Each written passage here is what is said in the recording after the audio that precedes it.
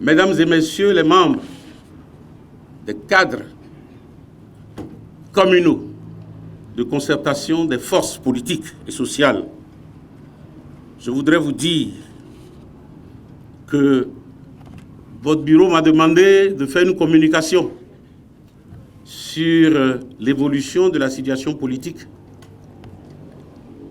au Bénin depuis le 6 avril 2016. Je voudrais d'abord commencer par placer ma communication sous le double signe, premièrement, de la recherche de la paix pour mon pays, de la recherche de la paix profonde pour mon pays, et deuxièmement, sous le signe du rétablissement de l'ordre constitutionnel béninois. En effet, le Bénin connaît une crise politique, sociale et économique sévère en lien avec un chaos constitutionnel provoqué évidemment par l'abus de pouvoir et le parjure. Le pouvoir corrompt. Le pouvoir absolu corrompt absolument. Tiraillé entre deux constitutions, notre pays est devenu une terre de tensions intenses qui menace à tout moment de se désintégrer. Car, constatez vous-même, une constitution, celle du 11 décembre 1990, élaborée, conçue et élaborée, adoptée par référendum et promulguée par consensus,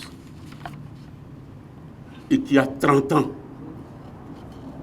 de pratique, sans jamais avoir une crise insurmontable. À côté de cette constitution, il y en a une autre qui porte loi de modification numéro 2019-40 du 7 novembre 2019. Et celle-là a été votée par l'Assemblée nationale privée dans la nuit du 1er novembre 2019. On appelle ça Constitution Halloween. Et dont la Cour africaine des droits de l'homme et des peuples a ordonné l'abrogation pure et simple. Eh bien, notre pays menace de se désintégrer également parce que le clan dominant au pouvoir sème la terreur, la peur au sein du peuple et tue par son armée et sa police, emprisonne et contraint à l'exil par sa justice inféodée.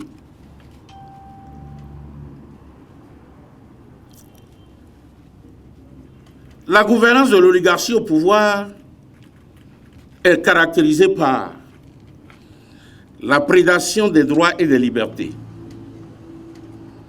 le pillage des ressources nationales, la terreur pour contraindre la classe politique à se soumettre au clan dominateur, l'écrasement des pauvres et la mise à l'écart de la gestion des affaires publiques, la destruction des entreprises publiques et privées pour laisser la place à celle du clan, le désespoir de la jeunesse, frustrée, brimée et sans perspective, le mensonge d'État sur tous les plans, la manipulation des chiffres des statistiques nationales. Et puis, vous l'avez constaté, il y a une nouvelle presse qui est née au Bénin. Nous l'appelons la presse oligarchique, qui chante à longueur de journée le panégyrique des membres du clan, qui édulcore les crimes et qui jette le discrédit et l'opprobre sur tous ceux qui ne disent pas la même chose que le clan.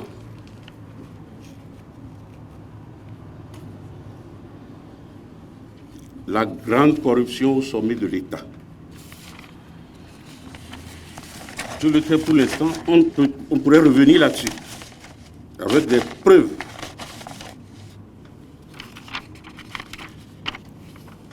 Enfin, les infiltrations des partis politiques. Tous les grands partis historiques sont déjà détruits au Bénin. Il veut commencer par la renaissance du Bénin.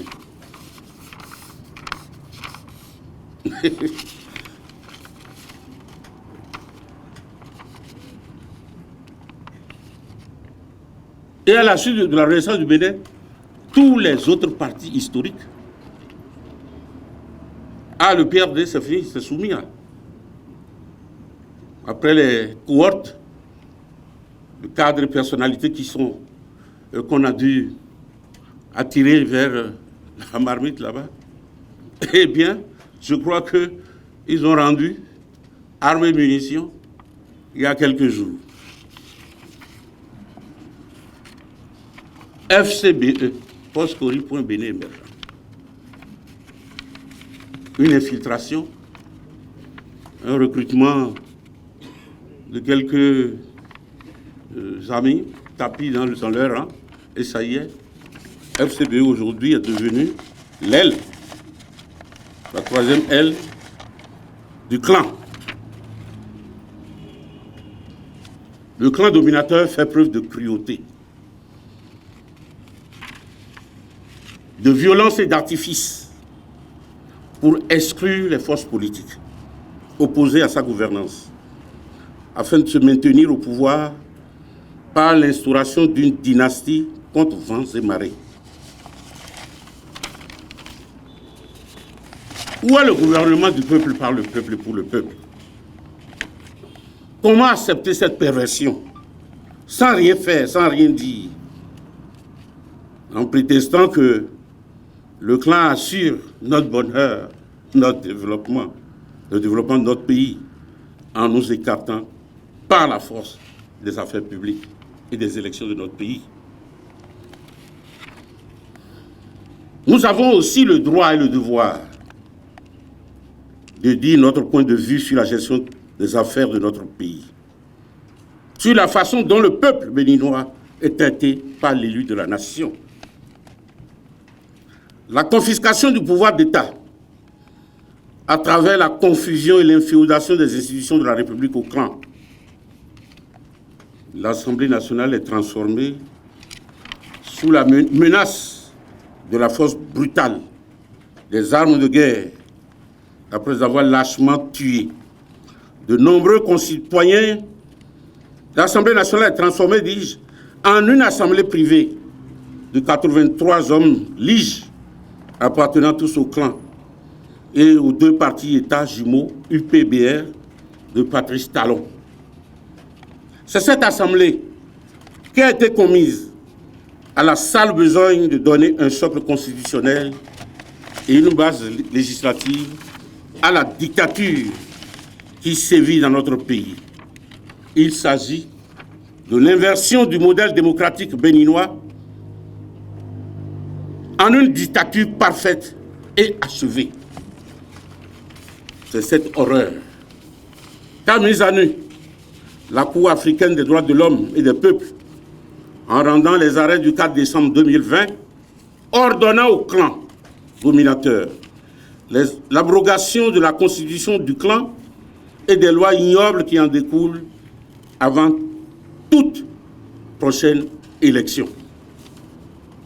Le fondement de ce régime dictatorial actuel est également assuré par la justice aux ordres du clan, qui a poussé à l'exil de nombreux compatriotes et mis en prison de nombreux militants de l'opposition et condamné à de lourdes peines infamantes de valeureux citoyens dont le seul crime est d'être des opposants pouvant entraver le rêve du clan, celui d'instaurer une dynastie au Bénin.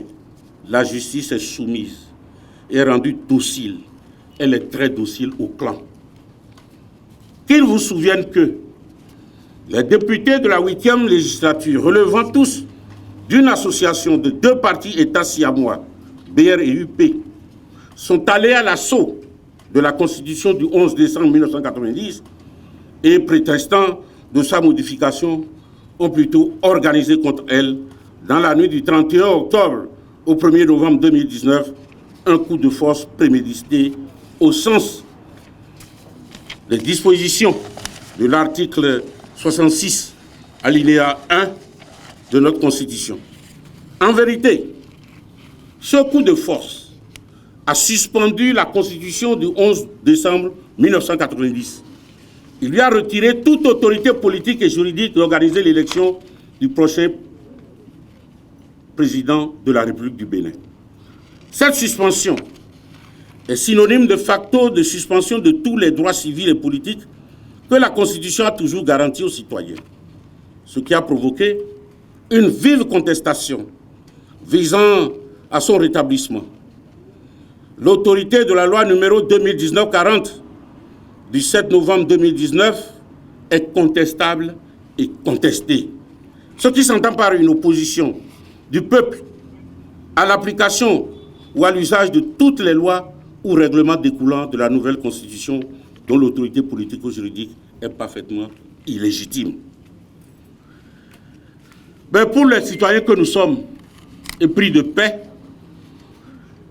eh bien, ce qu'il fallait faire est de recourir aux juridictions de notre pays.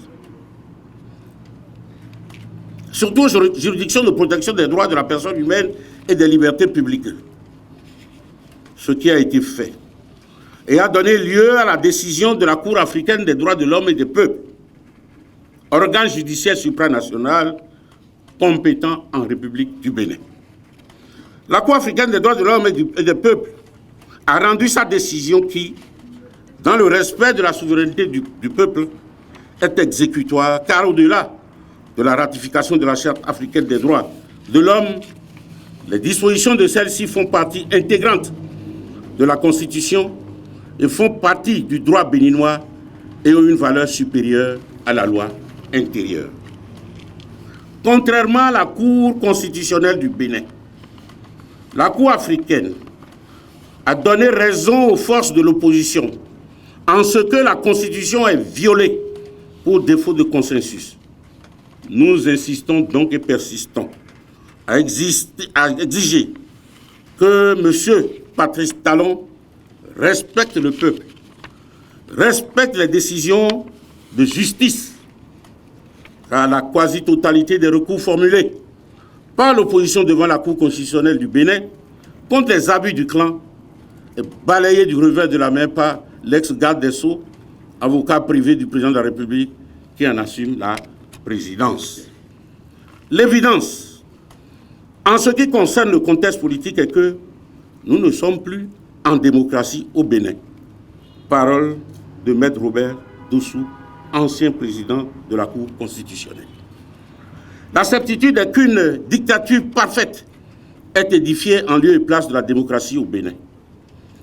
Ce qui n'est pas contestable, c'est la démolition de l'état de droit, ouvrant la voie à l'arbitraire, à la confiscation du pouvoir d'État, à l'abus de la violence publique, à la criminalisation systématique de l'opposition dans une impunité absolue. Le pillage des ressources nationales et le piétinement des droits humains. Vous allez souffrir et vous ne pourrez rien faire. Parole de Monsieur le Président de la République du Bénin. Les tueries lâches de mai et de juillet 2019, avec la confiscation des corps des citoyens abattus, les assassinats de jeunes citoyens dans les rues de certaines villes de notre pays, les enlèvements et l'embastillement de leaders de la jeunesse, les tentatives de meurtre et les menaces contre les militants de l'opposition, les tracasseries et humiliations policières contre les dirigeants de l'opposition demeurent perpétrées par des individus, entre guillemets, non identifiés, et tout ceci complète la barbarie du clan au pouvoir.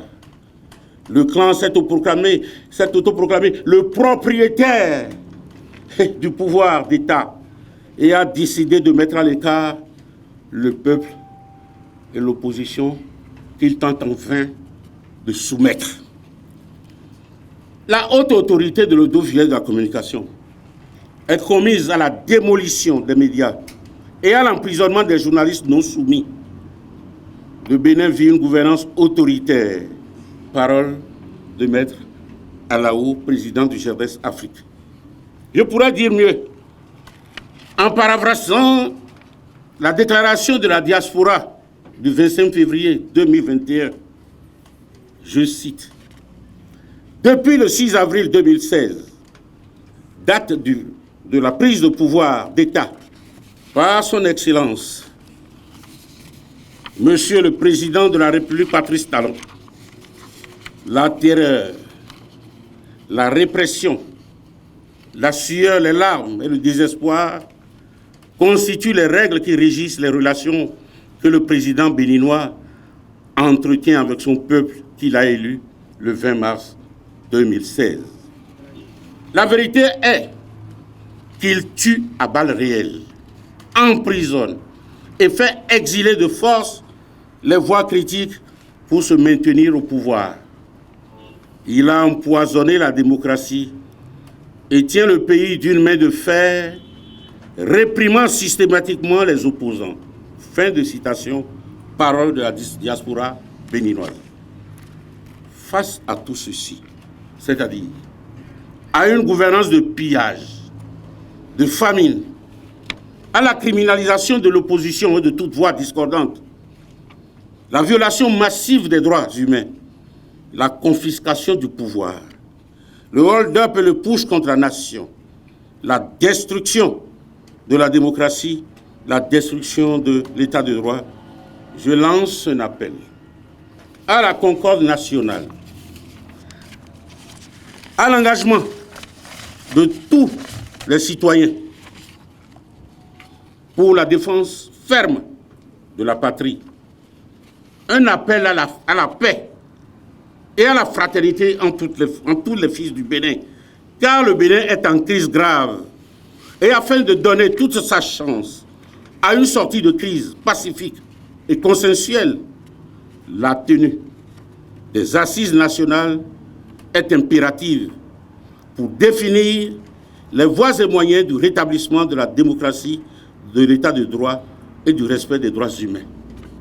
Je vous exhorte donc à donner toute sa chance à la recherche de la paix et de la concorde nationale en nous engageant dans la préparation minutieuse de la tenue des assises nationales pour une sortie de crise consensuelle apaisée. Car après le 5 avril 2021 à minuit, notre cher pays, le Bénin, pourrait basculer dans une aventure ambiguë. Voilà un saut rapide, direct, de 2016 à 2021 en ce qui concerne l'évolution de la situation politique au Bénin. Je vous remercie.